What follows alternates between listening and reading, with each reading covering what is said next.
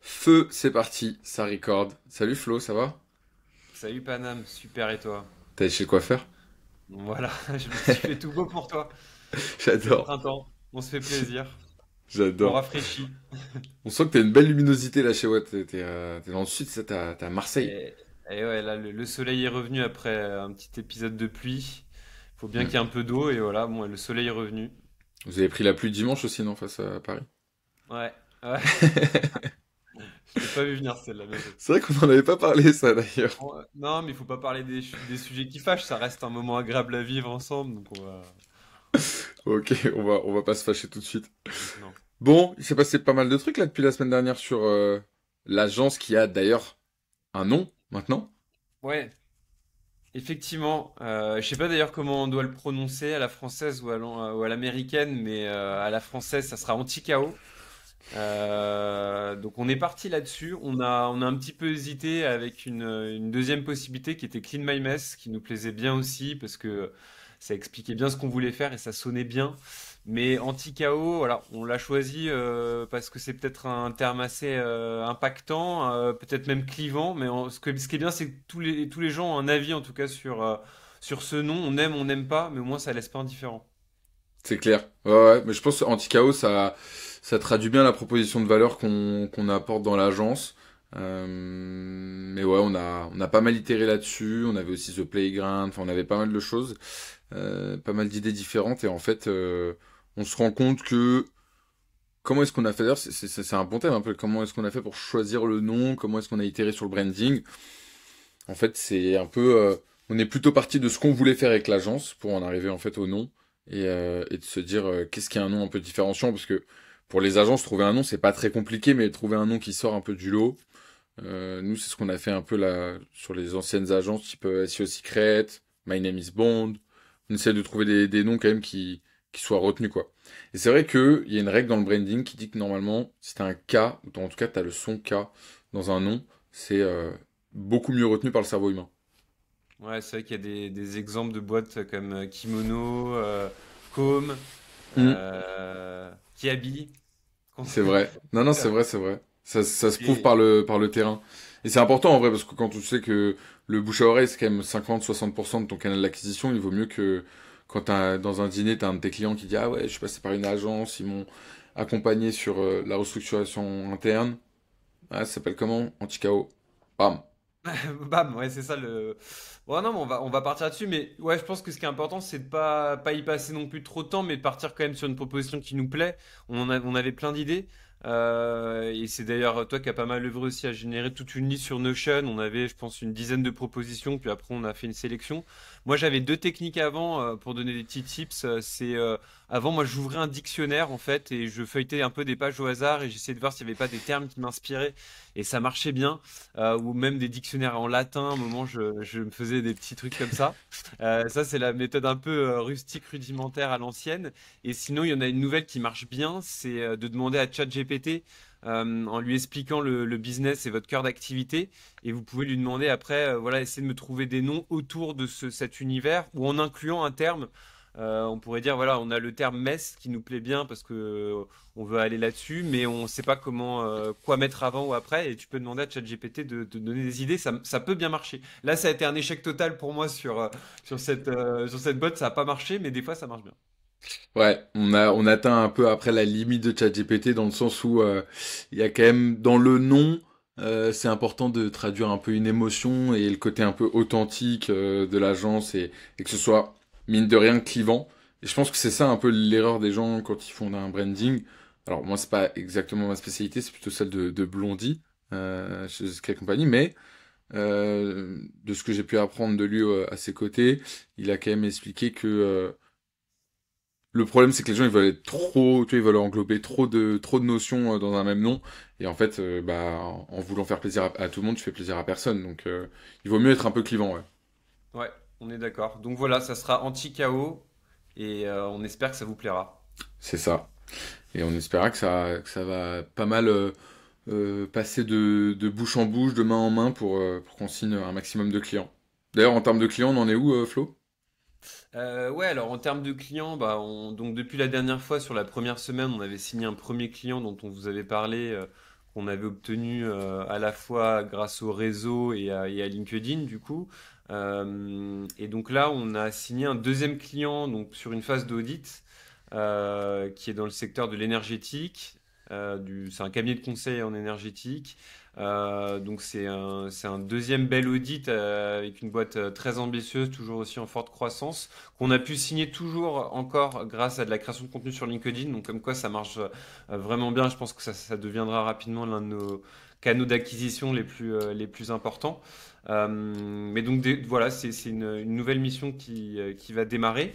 Et puis on en a d'autres, on a d'autres dans la boucle, d'autres prospects avec lesquels on discute, et des prospects aussi qui nous arrivent. En fait, finalement, alors on pourrait appeler ça des concurrents, mais on va plutôt appeler ça des confrères. En fait, c'est des personnes qui évoluent un peu sur le même secteur d'activité que nous. Hein. Donc, bon, si on prend dans la grosse maille, c'est sur le secteur du no-code. Et là, on a récupéré un autre lead qui me vient d'un ancien collaborateur à moi dans The Toolbox qui a lancé aussi son agence, enfin un collectif de freelance, on va dire, dans le domaine du no-code et qui m'a contacté justement pour me proposer potentiellement une nouvelle mission. Et je trouvais que c'était une thématique intéressante à aborder avec toi, Panam. C'est parce que toi, je trouve que tu le fais vraiment super bien. C'est finalement comment construire des relations avec des personnes qui pourraient être considérées comme des concurrents, mais comment transformer ça en force, en fait, pour son agence ou pour son business, et comment réussir voilà, à créer du lien avec ces personnes pour que ça soit aussi bénéfique pour les deux business, à la fois la personne que tu vas contacter, ton propre business. Et toi, je trouve que tu le fais super bien. Je sais pas si tu peux en dire quelques mots sur comment tu vois les choses et comment tu fonctionnes, mais toi, je trouve que tu es vraiment super bon là-dedans. Merci Flo, putain, ça fait plaisir d'avoir des On le compliments pense comme ça le trop dans le poil, là. vendredi. Vraiment, on va s'envoyer quand même quelques tacles, hein. Tu m'as attaqué avec Paris, c'est gentil quand même, hein, mais vas-y. Non, mais en fait, je pense que dans ce que tu dis, il y a plusieurs points. Première chose, je pense que le démarrage, c'est un peu les benchmarks. C'est-à-dire quand tu vas lancer une agence, il faut quand même regarder un peu qu'est-ce qu'ils font autour de toi. Donc il y a quand même une phrase qui dit benchmark is for loser, ok, certes, mais c'est quand même intéressant de voir autour de toi si ça se vend, ça valide un peu le fait qu'il y ait une pain. Après, moi, j'ai pas du tout une relation avec les concurrents de me dire ah il faut que je les écrase, il faut vraiment que je sois meilleur qu'eux, il faut que je leur vole leurs clients.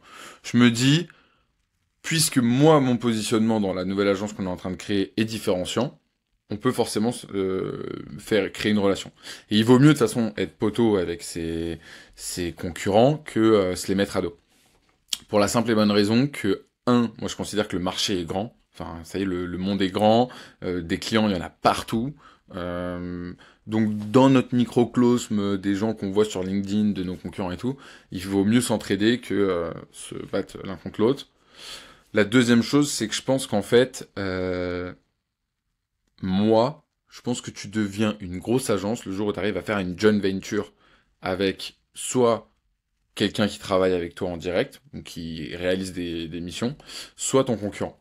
Je pense que c'est l'un des moyens où tu peux vraiment t'expandre ensuite sur des plus gros volumes de chiffre d'affaires. Donc là, je parle de l'étape de passer un peu de 1 à 5 millions de CA. C'est l'un des axes, en tout cas, de développement possible. Donc c'est vrai que moi, ma technique, enfin c'est même pas une technique, je le fais un peu naturellement, c'est que dès que je vois quelqu'un qui le fait, un peu ce qu'on réalise, bah j'essaie de prendre un maximum de calls avec lui, j'essaie de déj avec lui. Euh, Et j'ai- concrètement, justement, comment est-ce que tu prends contact avec eux? Enfin, comment t'amènes la chose? Parce que je pense que c'est intéressant. Je pense qu'il y a il y a toujours un peu une appréhension quand même à contacter quelqu'un qui potentiellement pourrait devenir un concurrent. Comment t'approches le sujet, toi? Bah en fait, pour le coup là-dessus, j'ai pas trop de méthode. Je peux te donner un peu les différentes choses qui me sont arrivées sur les précédentes fois où je l'ai fait. Notamment, tu vois, par exemple avec My Name is Bond, j'ai rencontré l'un de nos concurrents qui est devenu l'un de nos partenaires parce que je posais des questions sur un blog et que c'était toujours le premier à me répondre, toujours le premier à me donner des conseils et gratuitement, tu vois. Et après, au fur et à mesure, ça a duré longtemps. Hein, c'est des choses qui prennent du temps. Ça a duré 3 4 mois nos discussions sur Messenger. Et un jour, je lui ai dit, mais attends, mais genre en fait, ce que tu proposes, c'est exactement comme nous. Combien tu vends tes services? Et il m'a dit un prix. Je me suis dit, ok, bah let's go. Moi, je vais t'envoyer un volume de clients parce que je suis meilleur que toi foncièrement en marketing avec mon agence. Toi, tu sais le faire, c'est ton kiff. Let's go. On fait un partenariat. Donc ça, c'est une première technique, c'est de se dire, ok, tu rentres un peu dans les endroits où il y a des spécialistes qui parlent de tes problématiques. Et ça, aujourd'hui, avec les Slack, avec les blogs, même sur Quora, tu peux trouver des gens, tu vois. Il faut rentrer dans les communautés où tu parles le même langage qu'eux.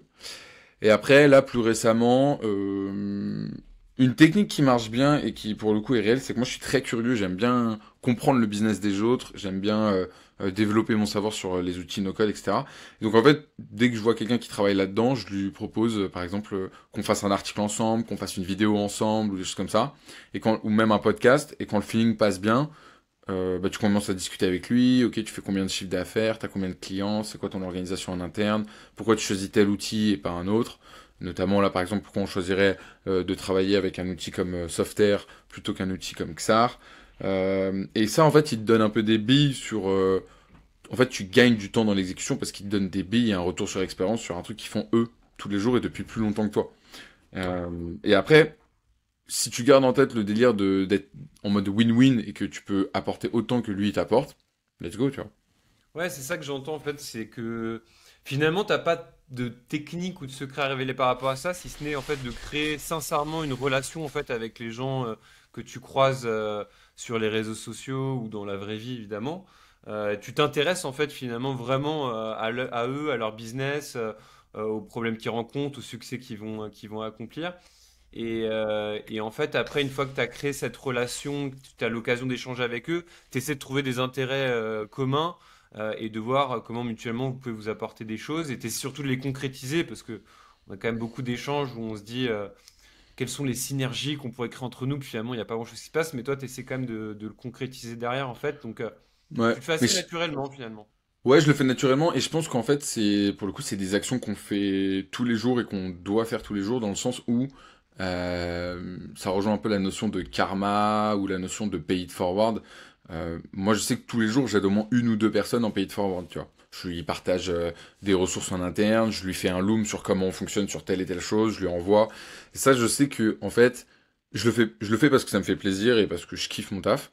Mais je sais qu'un jour, potentiellement, ils pourront renvoyer l'appareil.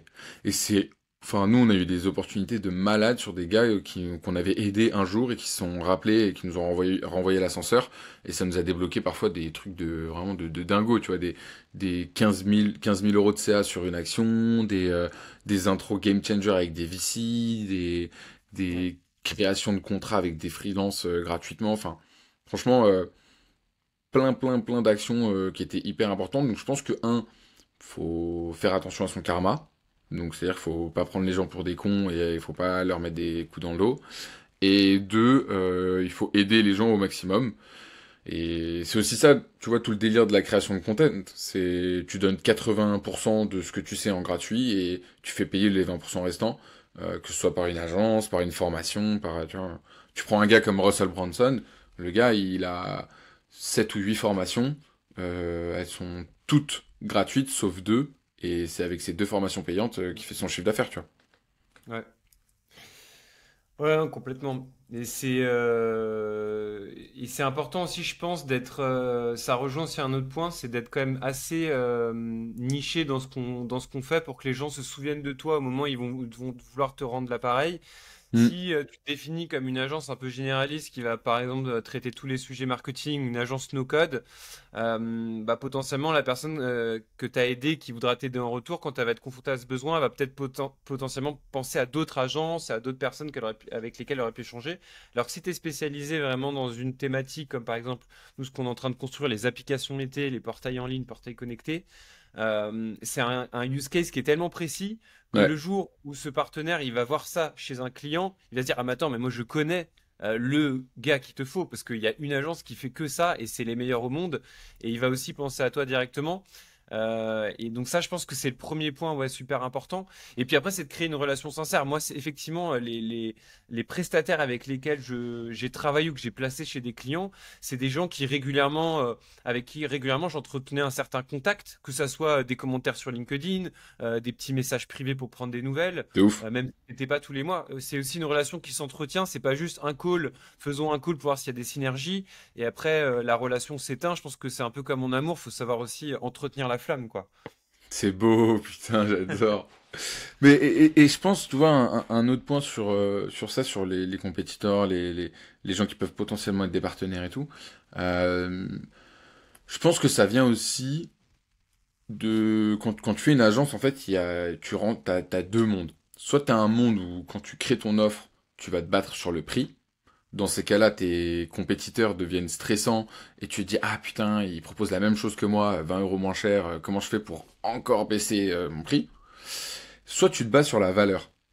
Et en fait, pour moi, le seul moyen de pas être l'esclave de son agence, donc de ses clients, c'est de se focaliser sur la valeur et pas sur son temps. On en parlait d'ailleurs ce matin quand on faisait un point de la semaine. Tu vois, c'est hyper important pour moi de tout le temps se battre sur la valeur. C'est-à-dire que là aujourd'hui, nous, on a un pain qu'on résout. C'est-à-dire que les agences ont du chaos en interne et on va venir résoudre ce chaos-là en ordonnant leur organisation pour leur faire gagner du temps et donc de l'argent. Ça, c'est le pain qu'on résout. Maintenant, sur la valeur qu'on va délivrer, on va pas le faire comme d'autres compétiteurs. Et donc ça veut dire que si on a des concurrents, puisque la valeur qu'on délivre est supérieure à la leur, on va pas se comparer à eux sur leur modèle de pricing, on va pas se comparer à eux sur leurs offres, etc. Et ça, je pense que c'est un point très important et qui demande du coup un travail en amont.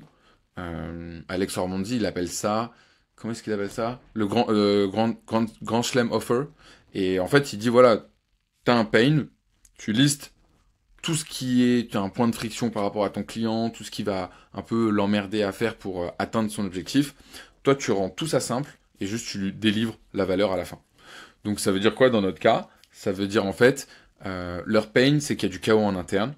La friction, c'est qu'ils n'ont pas envie de s'en occuper, ils n'ont pas le temps, ils veulent pas que ça modifie leur semaine de t'aider à résoudre ce pain. Et toi, ta valeur, c'est de dire ok, t'as un pain, ça te prend du temps. Nous, à la fin de notre mission, on va te délivrer ça et ça va résoudre ça, ça, ça. Et pour arriver du point de départ au point d'arrivée, on va réduire la friction. Ça veut dire là où tu as certaines agences qui vont demander de remplir des formulaires ultra longs, enfin, tu vois, le pire c'est les agences de vidéo. Ceux qui font tu vois, les UGC par exemple, ceux qui ont besoin que le client il tourne la vidéo, le son de la vidéo il est pas bon, l'image elle est pas bonne, faut recommencer, machin, il y a des allers-retours et tout. Là tu sucres ta marge en 2-2. Alors que si tu dis ok, nous on va faire des UGC, vous voulez des pubs? Ok, on va tout faire en interne. On écrit les scripts, on a nos acteurs, on a nos studios, on va vous livrer 4 vidéos UGC d'ici la fin du mois. Et là, t'enlèves toute la friction, tu vois, et t'enlèves tous les allers-retours avec le client. Et ça, je pense que c'est un vrai travail à faire pour justement pas devenir esclave de ses offres et donc du coup juste tout simplement repartir au charbon à chaque nouveau client. Ouais, non, c'est très clair. Donc ça, C'est très très clair. J'ai on pas va, grand-chose à ajouter. on va le mettre en place pour Anti-KO. Ça va être l'un de nos Ouais. gros points de la semaine prochaine. Le lancement du site, on va faire une belle OP de com. Donc il faut qu'on prépare l'OP de com par rapport à ça. Parce que l'avantage quand même d'avoir un bon branding, c'est de réduire ses coûts après derrière en acquisition, donc en pub, etc. Parce que si tu as un bon branding, tu as un bon bouche à oreille et tu as un effet boule de neige qui vient. Donc ça, on va préparer bien l'OP de com. Donc qu'est-ce qu'on va faire? On va faire des posts Je pense LinkedIn. que ouais, je pense que c'est peut-être important d'expliquer juste le site web, nous comment on travaille dessus actuellement. En fait, Ouais, on va partir sur quelque chose d'assez simple. Donc c'est ce qu'on appelle les landing pages hein, essentiellement. Donc c'est des pages de vente pour présenter l'activité, mais sans rentrer dans quelque chose de complexe parce que on a encore énormément de choses à apprendre avec les clients qu'on va acquérir au démarrage de l'activité. Mais l'idée, c'est de présenter, je pense, le plus important, c'est de bien communiquer sur le pain qu'on veut résoudre quand on lance vraiment un site web au démarrage d'une agence. Donc de présenter sur une première partie vraiment le problème qu'on veut adresser, de choisir aussi une cible. Ça, on a eu un peu un débat aussi en interne de se dire, alors on va résoudre le pain pour les agences principalement parce qu'on sait qu'il existe. Comme on a une expérience en agence, on a travaillé avec des agences, on sait qu'elles peuvent avoir ce problème. On n'est pas à l'abri de se rendre compte demain que peut-être que les cabinets de conseil type avocat ou les cabinets financiers ont un pain qui est encore plus fort et peut-être réorienter notre offre ou en tout cas la décliner pour ce genre de service. Mais en tout cas, je pense que c'est important de partir dans une direction avec une cible précise qui rencontre un problème précis. Et puis après, de rester relativement simple, et de sortir ce site web, de pas y passer trop de temps, pas passer trop de temps sur les couleurs, la typographie, ce genre de détails qui peuvent être réglés après, mais déjà d'essayer de synthétiser son discours. Nous, après, on l'a confronté à des personnes qui sont pas du tout de notre domaine pour avoir aussi un feedback de gens qui ne connaissent pas les terminologies techniques qu'on va Ouais. éviter justement pour que notre discours soit accessible. Surtout que nous, on veut quand même aussi adresser les PME traditionnelles. Donc, il faut que notre discours, même si on développe des applications techniques, il faut que le client, le prospect puisse se projeter, comprendre ce qu'on fait facilement. Donc, l'idée, c'est pas forcément de montrer sa landing page à sa mère ou à son oncle, mais c'est en tout cas de confronter un peu les points de vue de gens qui n'ont pas ces connaissances, qui sont dans d'autres domaines, pour voir si ça parle aux gens. On a eu des feedbacks hyper intéressants là-dessus. Et puis je dirais, bon, on dit souvent qu'il faut pas être fier de la première version qu'on lance. Alors moi, je suis d'accord et pas d'accord. Je dirais qu'il faut être quand même à l'aise avec la première version avec qu'on lance. C'est-à-dire que si l'idée c'est de faire un coup de com comme on veut faire en disant en faisant un peu un lancement sur LinkedIn, on va pousser le truc et on va faire on va beaucoup communiquer dessus. Faut quand même voilà se dire je lance un truc avec lequel je suis à l'aise et que j'ai quand même un peu relu sans tomber dans le vice effectivement qui est toujours au coin de la porte derrière la porte de être trop perfectionniste, passer deux journées à réfléchir au code couleur, etc. Donc c'est toujours, je pense, cette Ouais. limite qui est dure à franchir. Je sais pas ce que tu en penses, mais Ouais, ouais, non, mais clairement, mais je pense que c'est une éternelle question que tout le monde se pose, genre, quand est-ce qu'il faut se lancer, quand est-ce qu'on est prêt, quand est-ce que machin, et je pense que le site internet, c'est un très bon exemple parce que ça acte un peu, la chose, de dire, ok, bah voilà, c'est lancé, tel est notre produit, telle est notre offre, tel est notre prix.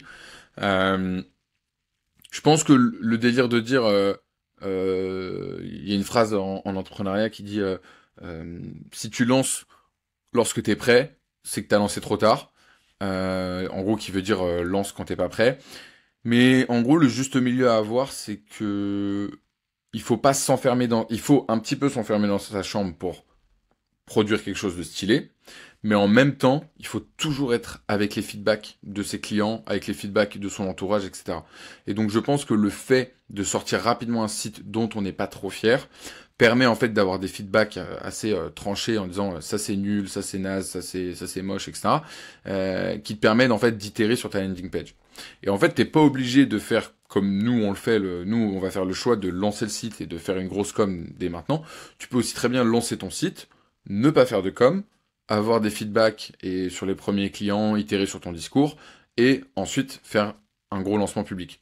Là, l'avantage, c'est que nous, on sait de quoi on parle et qu'on travaille sur ce sujet-là depuis 5 ans tous les deux. Donc en fait, on a eu ces feedbacks-là, on a eu les allers-retours avec les clients. Mais si tu te lances sur un sujet, il vaut mieux faire une landing page super simple avec un sitier, un call to action, donc un bouton sur ton site qui te dit laissez-nous vos coordonnées ou booker un call avec moi, et au fur et à mesure, itérer sur le site. c'est ça.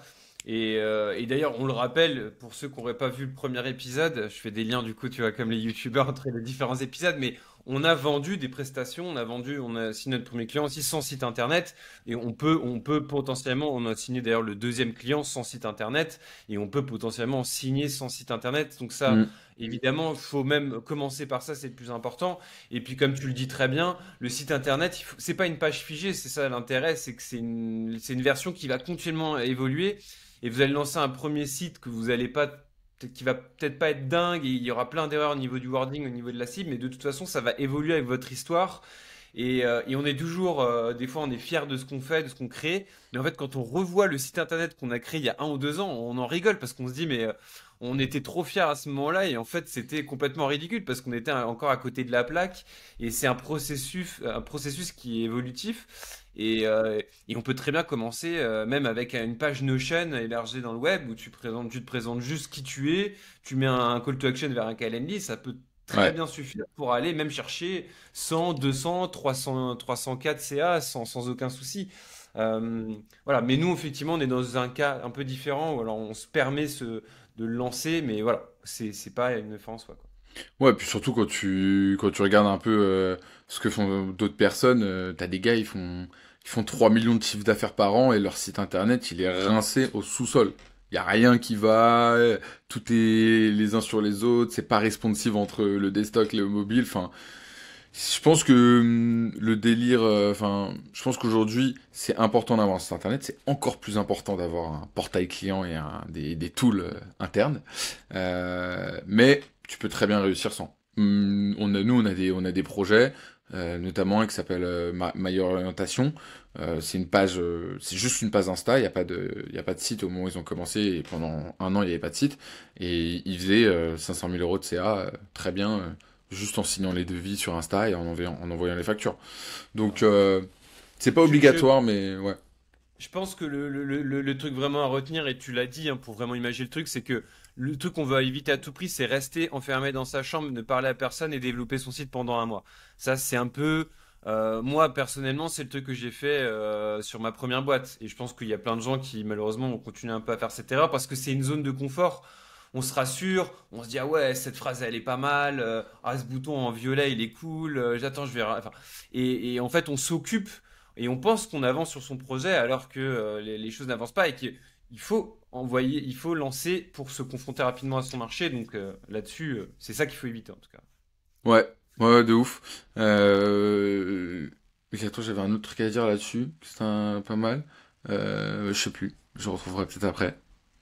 Ouais, les bonnes idées reviennent toujours normalement, Mhm. mais voilà. Ouais. En tout cas, bon, c'est donc voilà, sujet site web qui arrive prochainement et bah, on compte sur vous pour nous donner vos feedbacks quand il sera sorti. Mais on en reparlera certainement dans une prochaine vidéo. De ouf. Et ah si, ça y est, j'ai retrouvé. Sur le délire du site web, qui est quand même une étape, en fait, je pense que pour s'affranchir de ça et pas avoir peur de le lancer, et même ça marche dans toute la durée de son projet, c'est de se dire, ok, quelle est la prochaine étape? Genre, imaginons, aujourd'hui, je suis sur lancer le site web. Imaginons que demain, il soit sorti, il réponde exactement à mes attentes. Qu'est-ce que je ferai après? Bah, du coup, nous, la réponse, c'est j'irai chercher des clients pour ramener un maximum de personnes sur le site internet. Et donc, c'est pour ça que nous, on n'a même pas sorti encore le site internet, qu'on a déjà prévu de faire des webinaires, d'envoyer des emails à toute notre base de données, etc., etc. En fait, d'aller chercher les clients dans notre premier cercle pour ensuite déclencher le bouche-oreille. Tout ça pour dire que dès que vous avez une action pour vous qui est vraiment un milestone, genre un objectif à atteindre, pensez toujours à qu'est-ce que vous ferez une fois qu'il est fait, parce que ça va vous aussi vous donner des idées et aller encore plus vite. Absolument. Ouais. Le site internet, ça reste un moyen de récupérer finalement des adresses email et de générer un peu d'intérêt parce que de toute façon, le site internet, quand il sera lancé, il n'y aura pas de référencement, on ne vous trouvera pas sur Google. Donc c'est plus un outil sur lequel vous allez pouvoir rediriger des prospects pour leur expliquer ce que vous faites. Hmm, Mais il y en a d'autres en fait finalement. Un webinaire peut avoir plus de retombées que le lancement d'un site web. clairement, clairement. Qu'est-ce qu'on fait de la semaine pro? Alors, qu'est-ce qu'on fait de la semaine pro? Bah alors là, on est lancé, ça y est, dans deux projets en parallèle. Donc, on va travailler sur cette partie opérationnelle, évidemment, pour déjà délivrer une belle qualité de service à ces deux premières boîtes qui nous ont fait Hmm, confiance. Moi, à titre personnel, je suis aussi en train de développer, du coup, un portail pour notre propre entreprise. Comme ça, on sera des coordonnées bien chaussées. Et surtout, on pourra vous montrer, à travers l'application que je suis en train de développer, comment nous on l'utilise, comment on conçoit un peu la gestion d'une agence avec notre prisme tech. Donc ça sera l'occasion de vous faire des démonstrations et de vous montrer un petit peu l'étendue des possibilités parce qu'on n'a pas idée de tout ce qu'il est possible de faire avec les outils no-code et avec ce genre de portail. Donc ça sera l'occasion de le faire.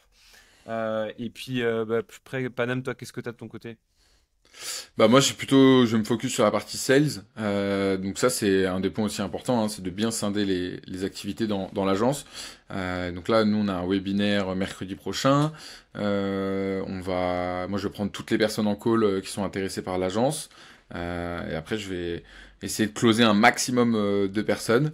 On termine le site. On achète tout ce qu'il y a à acheter, nom de domaine, adresse email, etc., etc. Et puis, on essaiera de faire le bilan vendredi prochain. On espère du coup avoir au moins 10 leads sérieux et un autre client closé, ça peut être pas mal. Ouais, je pense que ça peut être l'objectif, ça serait un bon démarrage, ouais.